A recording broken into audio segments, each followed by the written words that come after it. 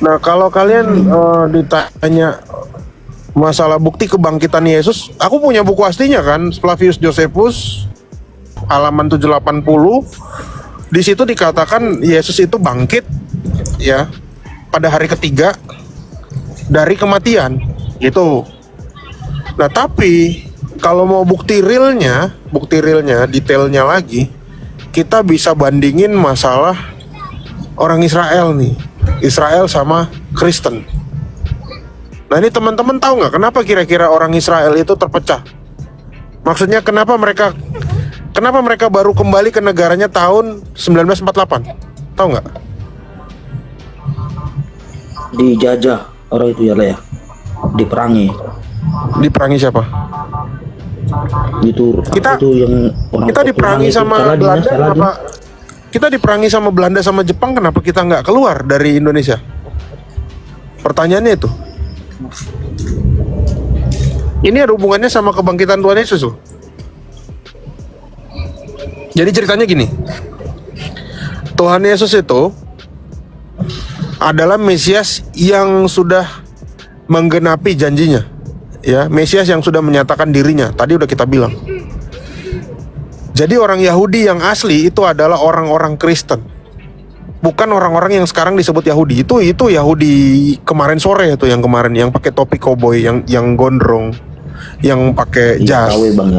Itu baru. Bahkan mereka ngambil tradisi pakai jas itu dari orang-orang Kristen Timur. Yang bikin itu Nabi Nathan Frankel namanya. Rabi Nathan Frankel. Nah, apa hubungannya kebangkitan Tuhan Yesus sama Israel yang baru berdiri tahun 1948? Nah, ceritanya gini. Di dalam Alkitab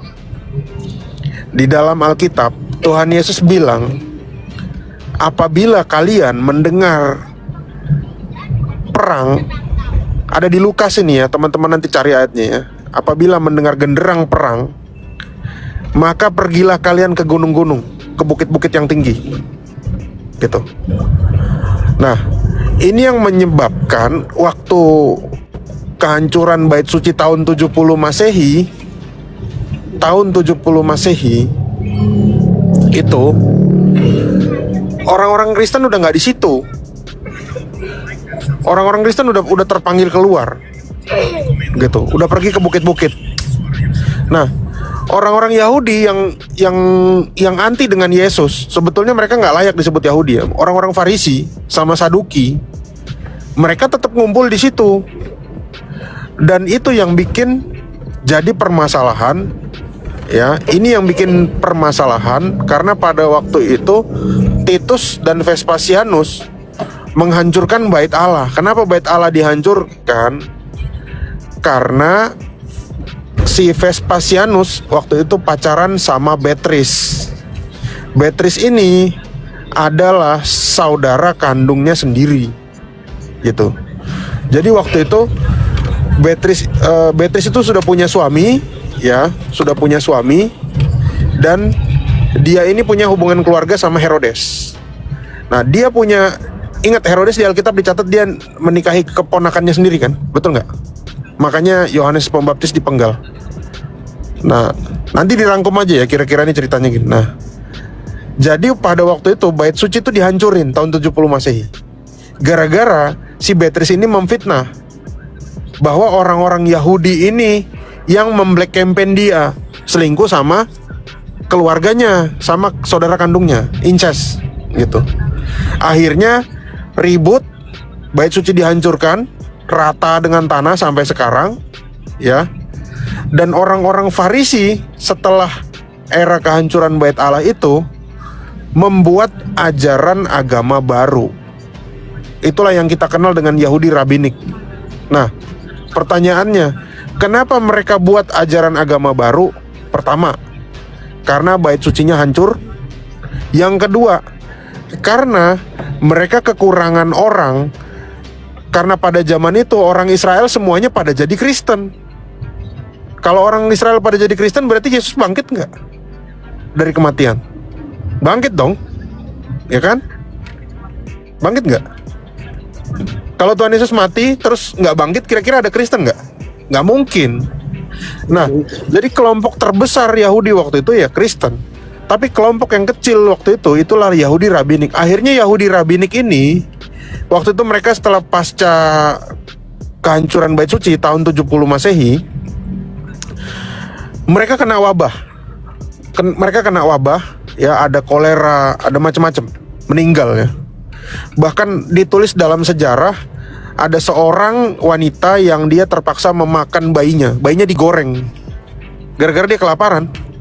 Ya, itu sudah dinubuatkan bahwa akan ada bencana kelaparan oleh Agabus ya, murid Tuhan Yesus yang namanya Agabus di Kisah Para Rasul 11 ayat 28. Nah, akhirnya ya karena susahnya zaman itu, makanan susah, penyakit bermunculan, akhirnya banyak orang-orang non-Yahudi itu menjadi, aku nggak mau pakai diksi Yahudi, orang-orang bukan Israel menjadi orang-orang Farisi.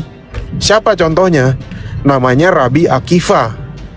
Rabi Akiva ini bukan orang Yahudi ya, dia juga adalah orang Kanaan. Nah, waktu itu ada 40 ribu rabi meninggal, dan Rabi Akiva terpaksa harus memimpin orang-orang Farisi ini dengan 5 orang anak buahnya yang kesemuanya itu bukan orang Yahudi. Namanya ada Judah Bar Ilai, ada namanya Onkelos atau Aquila of Sinope, ada namanya Jonathan ben Uziel, itu ya. Itu semua bukan orang-orang Yahudi ya, tapi mereka berlaga-laga Yahudi. Mereka mau, goalnya mereka setelah Bait Suci hancur,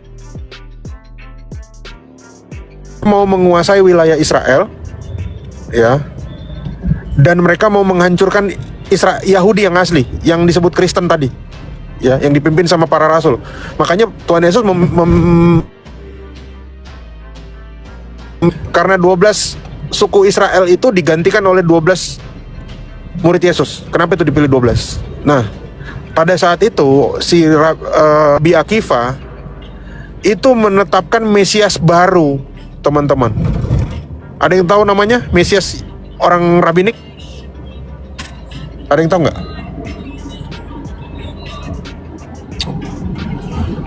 Ada yang tahu nggak nama Mesiasnya Yahudi? Namanya, teman-teman catat ya. Namanya, ini perlu tahu loh. Kita perlu tahu, karena nanti kalau ada Yahudi abal-abal nyerang kita, jangan kita plonga-plongo doang.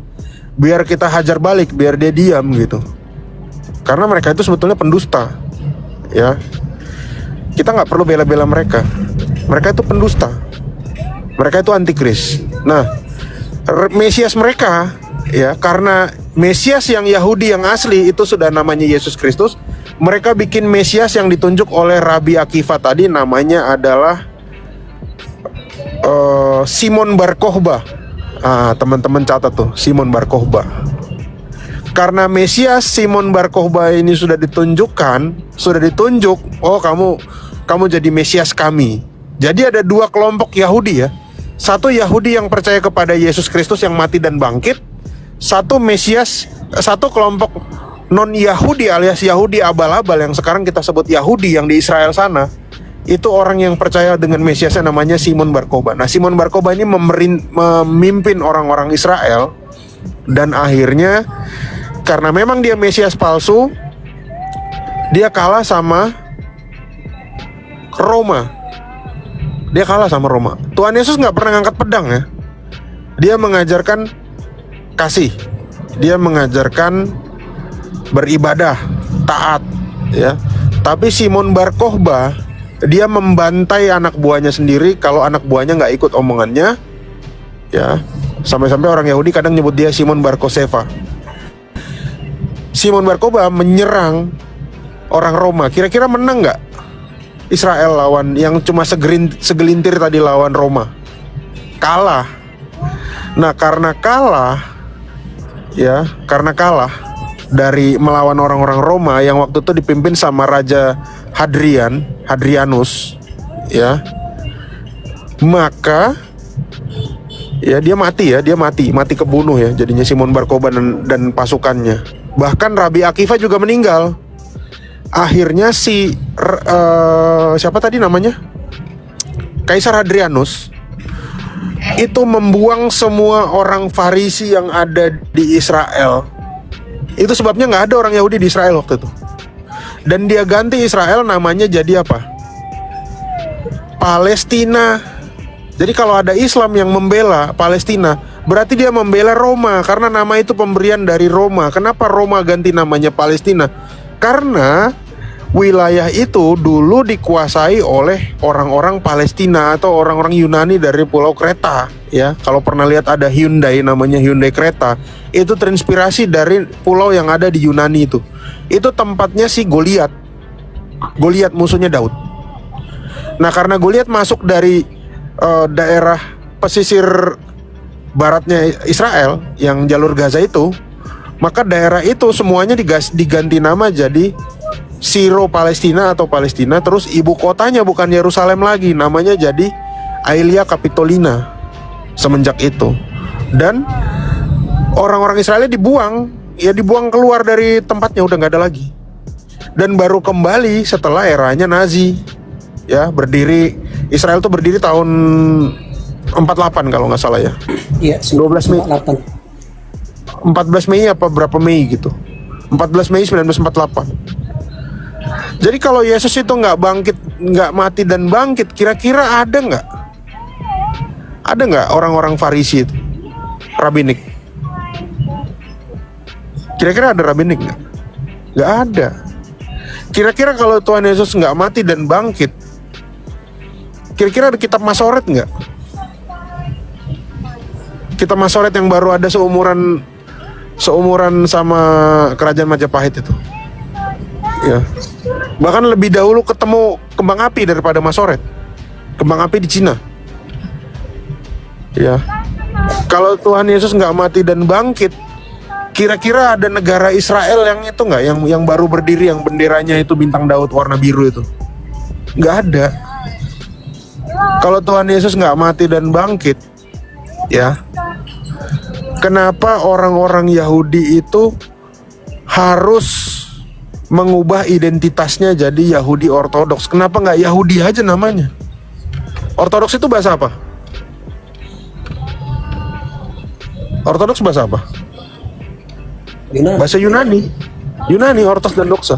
Masa orang Yahudi tapi gelarnya gelar Yunani? Gila nggak?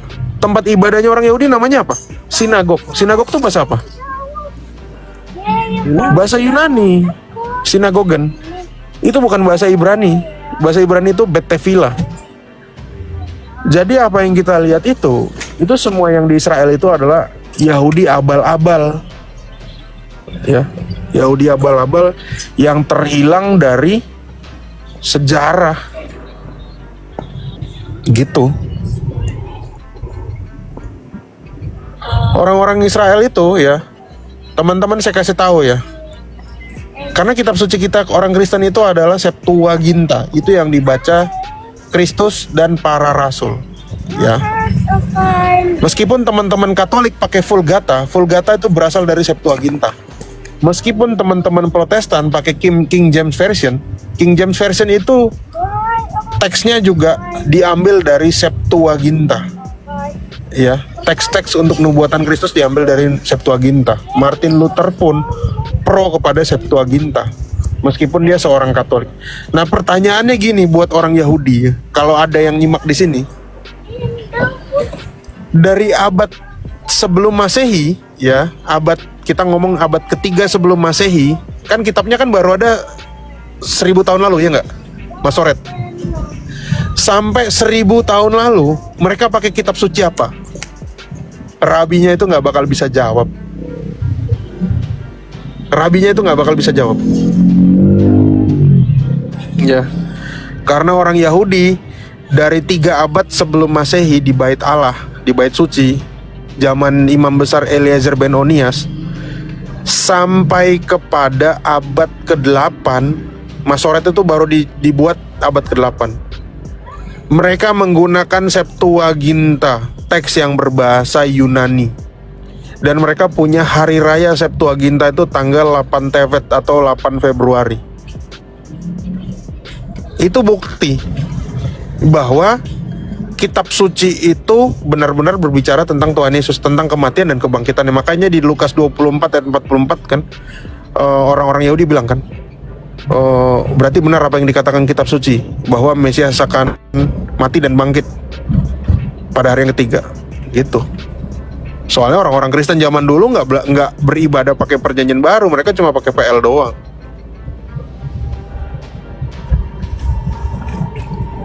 Gitu. Ada yang bertanya, bagaimana dengan Talmud dan Targum, Om Burhan? Ya, ini pertanyaan sangat bagus. Bagaimana dengan Talmud dan Targum? Teman-teman masih tahu Talmud itu apa? Bang, kecilin dikit bang. Sorry, aku lagi di jalan ya. Jadi gini, langsung aja ya garis besarnya. Para rasul itu nggak pernah ngajarin pakai Talmud. Para rasul tidak pernah mengajarkan pakai Talmud, apalagi Tuhan Yesus ngutip Talmud, ya. Karena Talmud baru ada di abad keempat. Tadi saya udah bilang, orang Yahudi ini sangat, Yahudi yang sekarang, Yahudi Farisi palsu ini, Rabinik, ini sangat ke Yunanian. Ya, Talmud. Huruf T di dalam Talmud, ada yang tahu nggak kepanjangannya apa? Talmud. Kalau L, M sama D itu akar katanya dari L sama M itu sama dengan ilmu atau belajar, pengajaran. Tapi T-nya ada yang tahu nggak? Apa itu? Nggak ada yang tahu kan? T dalam Talmud itu adalah theos. Coba tanya sama orang Yahudi, T dalam Talmud itu apa? Mereka juga bingung. Karena Talmud itu ditulis dulu dalam dua bahasa, Yunani dan Aramaik.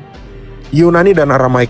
Talmud tidak pernah ditulis secara original dalam bahasa Ibrani, apalagi Ibrani modern, karena Ibrani modern baru ada abad 19.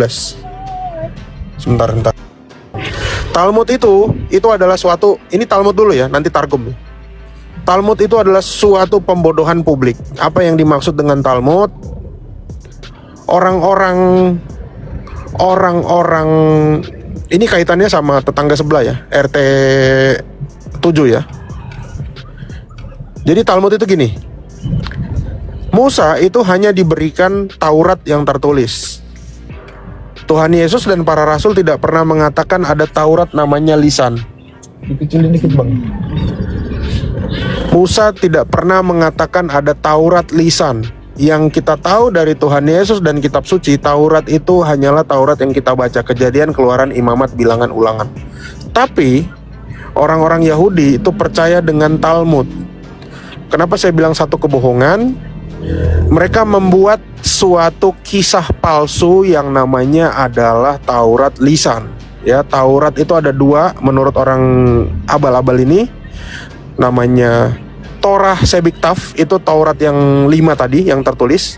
Satu lagi adalah Torah Shebalpeh, itu Taurat yang lisan. Nah, Taurat lisan kemudian dituliskan. Botol nggak teman-teman? Kalau Taurat itu lisan, mestinya ditulis nggak? Mestinya nggak usah ditulis. Tapi Taurat lisan ditulis, namanya berubah. Namanya jadi Mishnah. Mishnah Torah. Mishnah Torah itu adalah Taurat lisan yang ditulis. Dan setelah Taurat lisan tadi ditulis yang tidak pernah diajarkan di dalam bait Allah, tidak pernah diajarkan oleh Kristus Sang Firman, setelah ditulis, ini dikomentarin. Nah, komentar rabi-rabi terhadap Mishnah tadi, Mishnah, ingat ya, Taurat lisan namanya Mishnah, Taurat lisan namanya Torah Shebalpeh. Torah Shebalpeh yang dituliskan itu namanya Mishnah. Mishnah yang dikomentarin oleh rabi-rabi itu namanya Talmud. Talmud tertua hanya ada di abad keempat, sekitar tahun 300-an, ditulis dalam bahasa Yunani dan Aramaik, bukan bahasa Ibrani ya. Dan Talmud itu memiliki klasifikasi. Kalau kalian terbiasa melihat ada klasifikasi di sebelah ya, RT 7 ada mutawatir ya. Mutawatir itu hadis yang sangat dipercaya, sohih gitu ya. Ada yang setengah dipercaya hasan, ada yang doif ya di Islam. Ada lagi hadis palsu yang namanya mawudu. Nah, kalau di Yahudi itu juga ada klasifikasinya. Ada dia Tosefta, ada Baraita. Istilahnya seperti itu. Jadi istilah-istilah yang ada dalam hadis sebetulnya itu agak mirip sama si agama palsu ini. Agama palsu yang nggak ada di Indonesia ini. Dan kemudian nggak cukup sampai di situ. Di dalam teks Perjanjian Lama, orang-orang Yahudi ini nggak bisa ngejelasin ajarannya. Jadi dia butuh namanya targum. Targum itu kalau bahasa Indonesianya adalah terjemahan, Targum sama terjemahan tuh sama. Jadi kalau kita mau lihat Kejadian 1 ayat 1, ini berbicara tentang apa sih? Dia mesti baca targum, teman-teman. Dia mesti baca targum. Targum menurut siapa? Targumnya macam-macam. Ada targum Onkelos, ada targum Jonathan Ben Uziel, ada targum Yerusalem, ya, itu beda-beda semua. Nah, tadi saya udah bilang, salah satu murid dari Rabi Abal-Abal yang namanya si Akiva ben Yosef, tadi yang orang Kanaan ya. Kalau kalian ketemu orang Yahudi bilang aja, bapakmu siapa? Bapak orang Yahudi siapa? Kalau kita kan bapaknya orang Kristen siapa? Ya Tuhan Yesus, ya kan? Iman kita ya, Ibrani 5 ayat 8. Tapi kalau ditanya, bapaknya orang Yahudi siapa? Dia pasti bilang Akiva. Akiva orang apa? Pasti orang Yahudi itu akan minder dia, karena dia tahu Akiva itu adalah orang Kanaan yang justru adalah keturunan langsung dari Jenderal Sisera. Jenderal Sisera ini jenderal yang mau membunuh orang-orang Israel. Ada di Hakim-Hakim 4 ayat 2. Hakim-Hakim 4 ayat 2 ya. Ya, kepalanya dipukul sama pejuang Yahudi namanya, aku lupa namanya siapa tuh. Yael kalau nggak salah namanya. Nah, si Akiva ini punya murid. Namanya siapa? Namanya, dia punya murid orang Yunani namanya Aquila of Sinope. Aquila of Sinope adalah keponakan kandung dari Jenderal Titus yang menghancurkan bait Allah. Nah, Aquila of Sinope orang Yunani ini, Aquila of Sinope orang Yunani, keponakan dari Jenderal Titus, ini adalah orang yang menulis Targum Onkelos. Jadi Onkelos itu adalah targum yang ditulis oleh orang Yunani. Orang Yunaninya nama aslinya adalah Aquila dari kota Sinope, ya. Dan dia menjadi dasar ajaran Judaisme. Botol nggak? Botol. Lucu. Masa misalnya ya. Masa ajarannya HKBP, misalnya HKBP itu orang Batak, tapi yang nulis tafsirnya itu bukan orang Batak, yang nulis itu orang Sunda, ya kan nggak masuk di akal. Kristen Mesianik itu gimana Om? Kristen Mesianik itu bukan aliran Yahudi ya. Kristen Mesianik itu adalah aliran dari beberapa gereja Protestan yang ingin mengembalikan kepada ajaran Judaisme. Tapi Judaismenya rabbinik. Itu makanya tadi aku bilang, kita pernah gereja beberapa denom gereja itu kehilangan tradisi suci ya. Jadi kita mengira bahwa yang dipakai sama orang-orang Yahudi ini adalah tradisi yang apa istilahnya? Yang dipakai oleh Yesus dan para rasul. Jadi mulai tahun 1960 sampai 1970 lahir aliran yang namanya Yahudi Mesianik. Mereka tuh bukan Yahudi ya, mereka tuh Kristen yang ingin mengembalikan kepada ajaran Ibrani, tapi Ibrani rabbinik. Makanya kita akan melihat banyak gereja-gereja baru, ya ini lagi digandrungi sama orang ya, yang dia akan menyebut Tuhan itu dengan sebutan Bapa Yahweh ya. Padahal Tuhan Yesus nggak pernah sekalipun mengatakan Allah itu namanya Yahweh. Di kitab Septuaginta apalagi nggak ada kata Yahweh di Perjanjian Lama, apalagi di Perjanjian Baru kan. Nah, orang-orang ini sebetulnya sudah, kalau dibilang secara iman ya, dia beriman kepada Tuhan Yesus. tapi dia melakukannya dengan cara yang keliru. Ya, ke gereja pakai kippah, ya enggak? Ngapain ke gereja pakai kippah? Apa yang mau diambil meaningnya? Pakai talit, tahu talit ya? Talit itu kain besar yang warnanya putih biru itu. Talit. Ya, talit gadol namanya. Terus di gereja lagi tiup-tiup tanduk domba ya. Namanya shofar. Ya. Buat apa? Buat apa seperti itu? Karena tidak pernah diajarkan. Kelihatannya memang ini Yahudi, tapi Yahudi rabbinik. Salah teman-teman. Yahudi zaman dulu nggak seperti itu. Dan banyak gambar-gambar palsu yang membingungkan kita. Tuhan Yesus itu pakai talit. Pernah lihat nggak? Tuhan Yesus pakai talit. Ya, dia lagi digambarkan dengan wajahnya yang western, pakai talit, terus lagi megang tongkat gitu kan. Kita akan ngeliat, ini berarti Yahudi banget. Padahal zaman dulu nggak seperti itu. Gitu.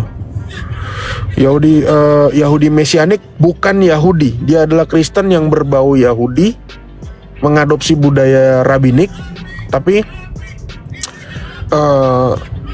secara prinsipnya dia baru berdiri mulai tahun 1960 sampai 70.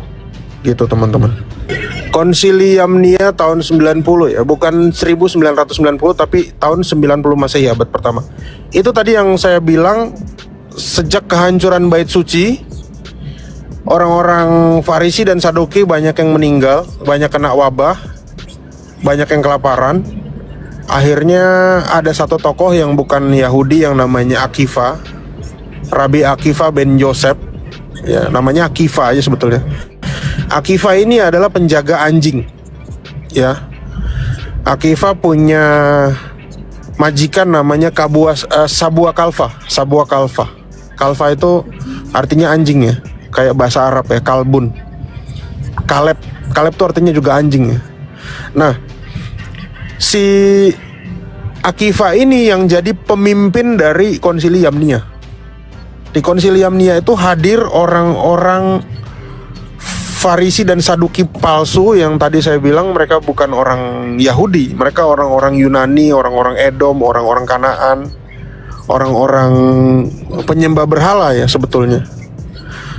Dan mereka, Konsilium Nia itu adalah reaksi akibat bencinya orang-orang Farisi dan Saduki karena pertumbuhan kekristenan yang terlalu pesat di tanah Yudea.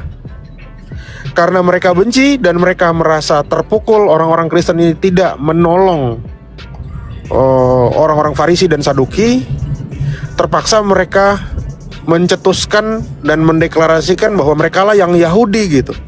Mereka yang Yahudi dan mereka mengutuk orang-orang Kristen. Jadi bidat pertama Yahudi, bidat pertama Farisi ini adalah Kristen. Iya. Mereka mengutuk kita dan mereka ya hasilnya orang Yahudi sampai detik ini punya doa yang namanya Birkat Haminim, mengutuk orang-orang Kristen. Dan mereka merumuskan untuk membuat suatu kitab baru yang berbeda dengan orang-orang Kristen. Itu tadi saya bilang, kenapa lahirnya Masoret salah satunya diprakarsai sama konsili ini. Konsilinya Yahudi ya, ini bukan konsili orang bukan konsilinya orang Kristen ya. Nah, akhirnya pada saat mereka punya keputusan Birkat Haminim, membidatkan orang Kristen, membuat kitab baru. Akhirnya outputnya mereka melaporkan kepada orang-orang Roma bahwa mereka lah yang Yahudi, teman-teman.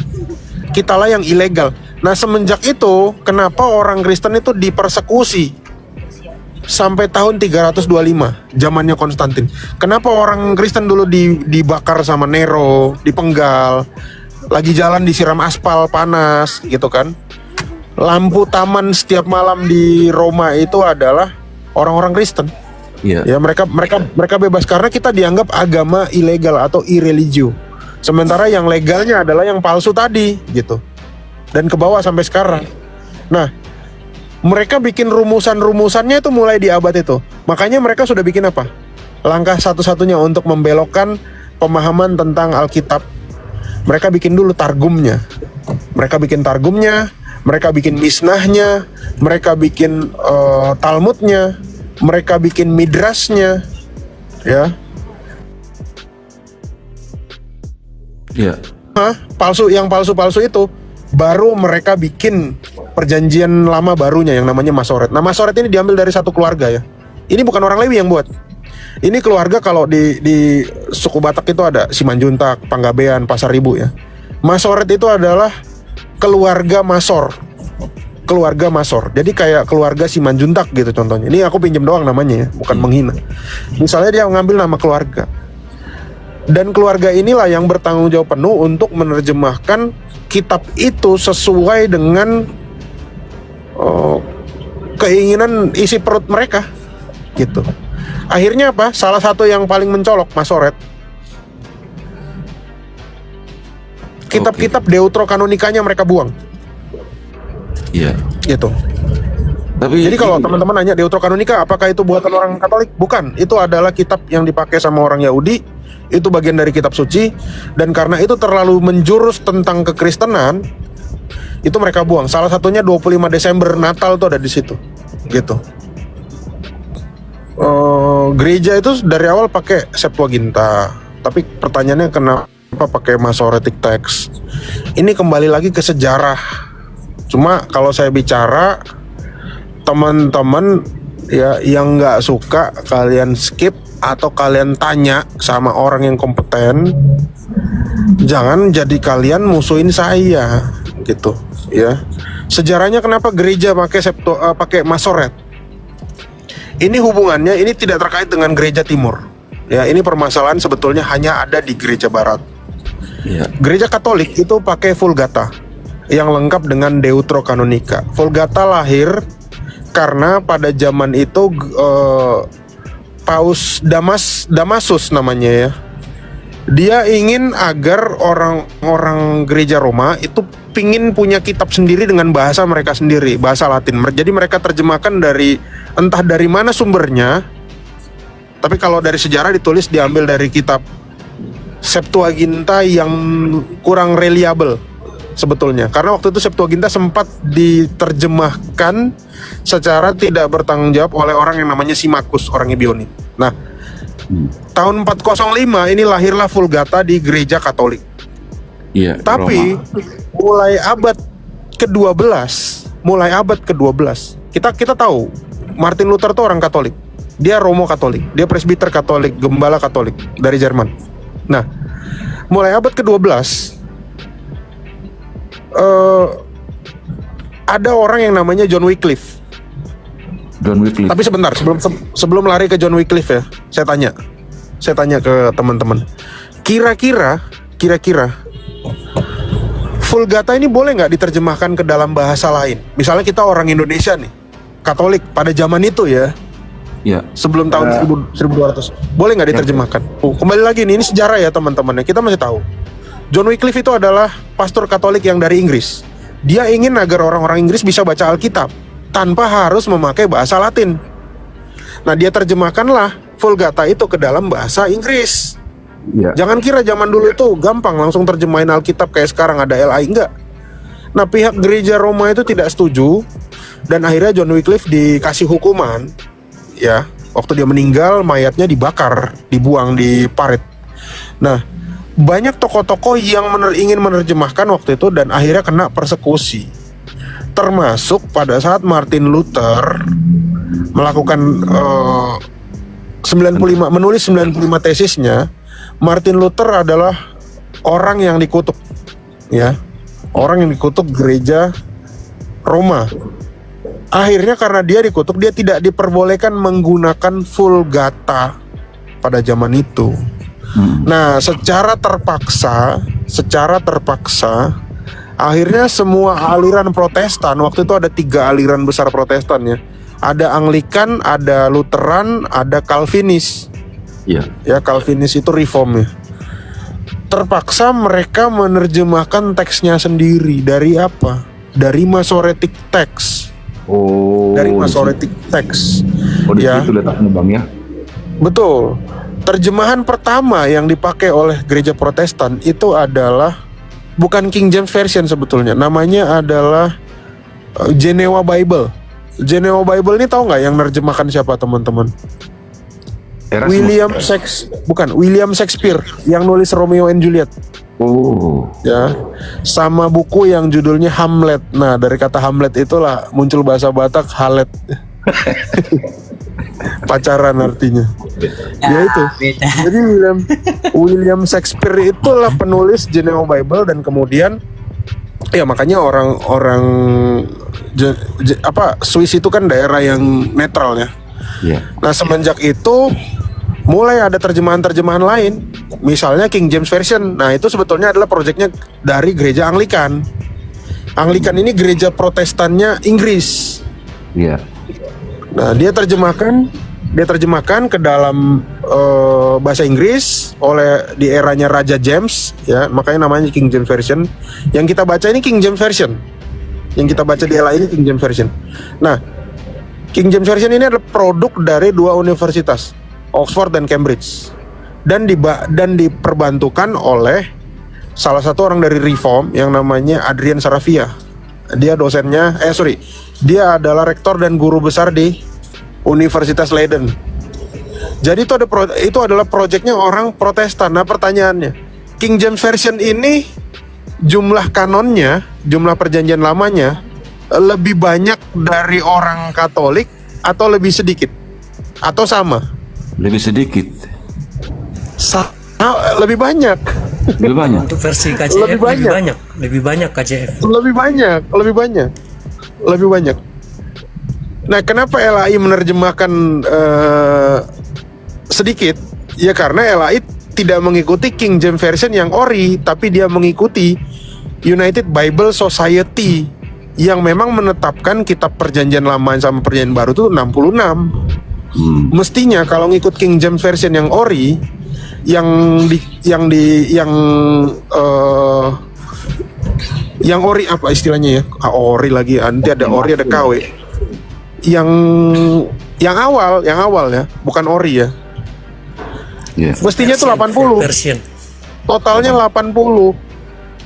Total kitabnya 80 bukan 66. Jadi Makabe, Sirak, Yudit, Tobit tuh ada di situ. Justru lebih banyak dari teman-teman Katolik karena Deuterokanonikanya ngambil dari Septuaginta gitu. Nah, dalam hal ini Protestan sama Septuaginta sama Ortodok untuk Deuterokanonikanya atau istilahnya Anagenos Komenanya ini mirip gitu. Sekarang kan orang malah bingung kan, loh. Kok orang Katolik ada Deuterokanonikanya? Loh, sebetulnya King James Version tuh lebih lengkap. Cuma kitanya aja nggak tahu. Gitu. Karena memang kalau di gereja nggak dijelasin. Gereja nggak ngejelasin masalah sejarah itu. Gitu. Martin Luther masih pakai Vulgata sebetulnya. Masih pakai Vulgata. Dia kan bukan langsung gerakan gede tiba-tiba langsung banyak pengikut. Enggak, dia masih pakai Vulgata. Pelan-pelan baru. Kira-kira boleh dibacain nggak Matius 5 ayat 18? Amang Lumban. Matius 5 ayat 18. Kita mau cek kitab apa yang dibaca sama Tuhan Yesus ini berbahasa apa? Saya bacakan ya. Karena aku berkata kepadamu, sesungguhnya selama belum lenyap langit dan bumi ini, satu iota atau satu titik pun tidak akan ditiadakan dari hukum Taurat sebelum semuanya terjadi. Kayaknya gitu ya. 5:18. Oke, itu kitab yang dikutip sama Tuhan Yesus itu apa? Ini Dalam kitab Taurat satu iota, betul nggak? Betul nggak? Satu iota. Kata Tuhan Yesus ya itu ya. Tuhan Yesus bisa, mungkin nggak dia berdusta? Tapi ini kan masalah Taurat kan? Iya, kita kan ngomong Septuaginta, ya kan? Dipakai nggak kira-kira bahasa Yunani? Ya kan? Tadi pertanyaannya itu kan? Tes. Iya. Aduh. Iya. Nah, aku mau nanya, iota itu bahasa apa itu, Amang? Iota, saya nggak tahu. Iota. Iota tuh bahasa Yunani. Iota dan keraya, satu iota atau satu titik pun. Dan Tuhan Yesus itu sedang berbicara kitab Taurat loh. Berarti di dalam Taurat yang dibacai Kristus itu ada iota dan keraya. Iota dan titik. Iota itu istilah Yunani, bukan istilah Ibrani. Oh iya. Artinya kalau dia mengatakan seperti itu, Tauratnya bahasa apa? Kemungkinan berbahasa Yunani ya. bahasa Yunani. Terus Itu perkataan Tuhan Yesus.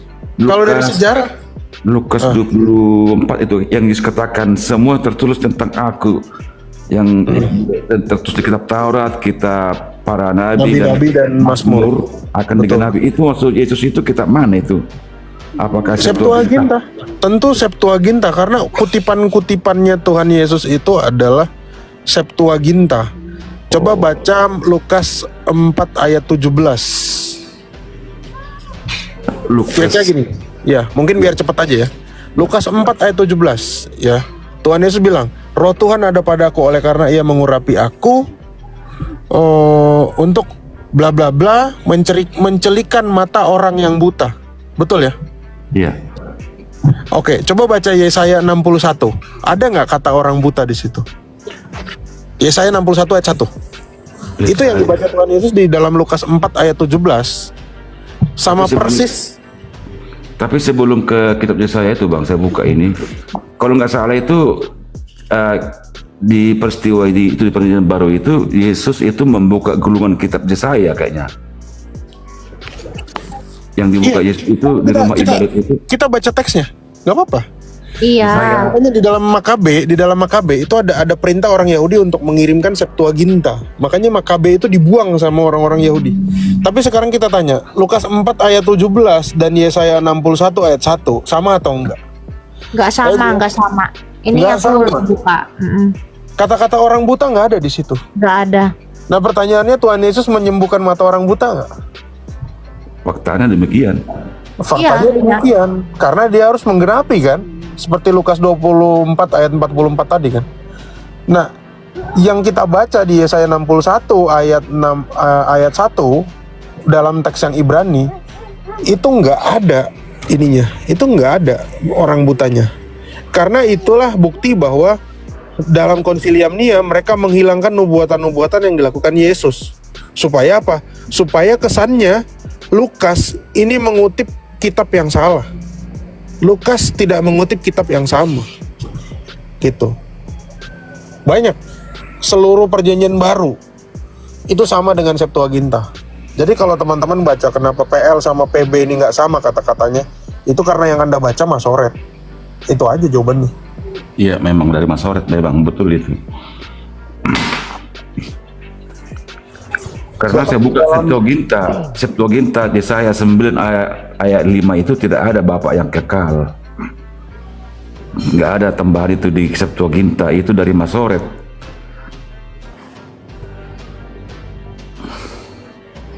Oh berarti rupanya perjanjian lama kita sekarang ini dari Masoret itu latar belakangnya rupanya masa kegelapan itu ya. Cek sorry ke putus tadi barusan. Kira-kira kayak gitu sih, Amang. Iya Bang. Jadi kenapa kita perjanjian lama kita ini dari Masoret? Rupanya latar belakangnya masalah kegelapan pada waktu itu ya, abad ke-10 itu ya. Abad ke-15 ya. Iya betul, abad 15. Betul. Jadi bahkan di dalam RT sebelah pun mereka mengakui bahwa Isa atau Yesus palsu itu menyembuhkan mata orang buta. Sebetulnya Allah mereka itu pro Septuaginta. Allah mereka tuh pro Septuaginta.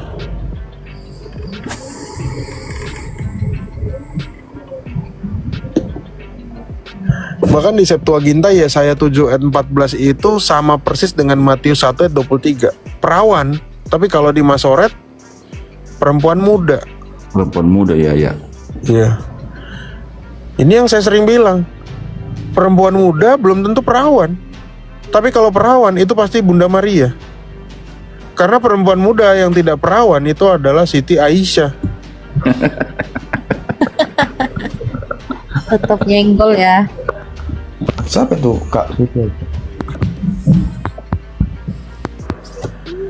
Ya itu salah satu penulisnya Simeon. Penulis 72 Septuaginta itu kita bisa track dari buku yang namanya Letter of Aristeas. Ya, jadi nama 72 rabi itu betul-betul ditulis di situ. Kenapa 72?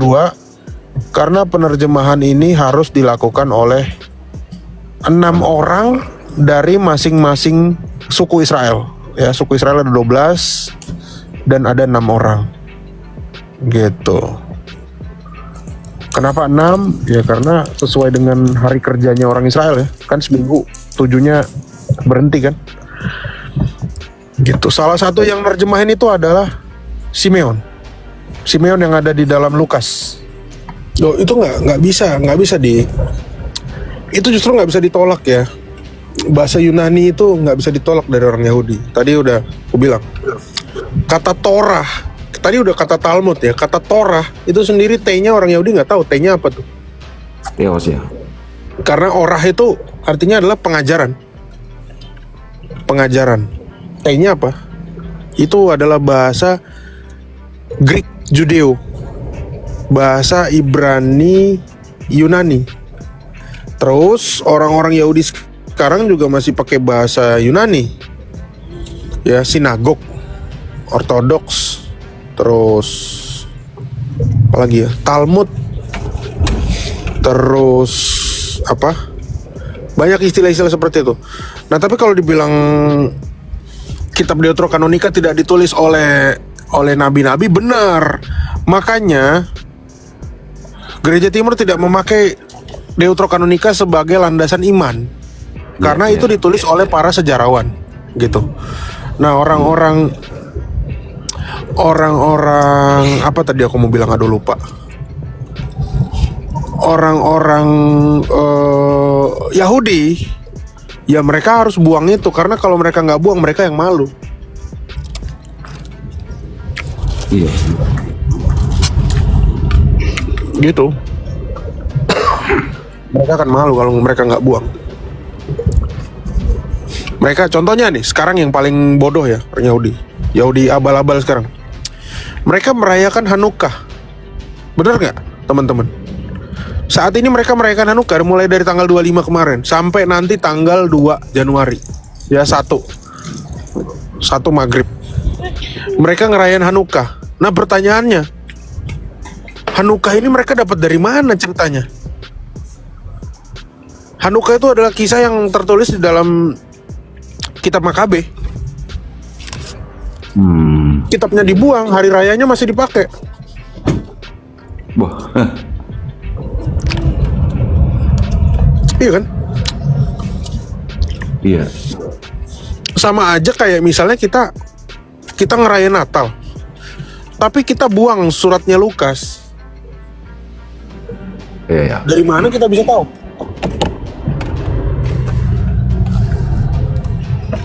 Dan Makabe itu kan orang Yahudi kan? Orang Yahudi itu Makabe itu kan? Iya, Makabe itu justru adalah juru kunci kenapa di dalam orang-orang Israel itu, di dalam bangsa Israel tuh kenapa kok bisa ada orang Roma, kenapa kok bisa ada orang Zelot? Justru jawabannya ada di Makabe. Iya. Kenapa orang Yahudi nggak bergaul dengan orang Samaria? Jawabannya hanya ada di Makabe. Gitu.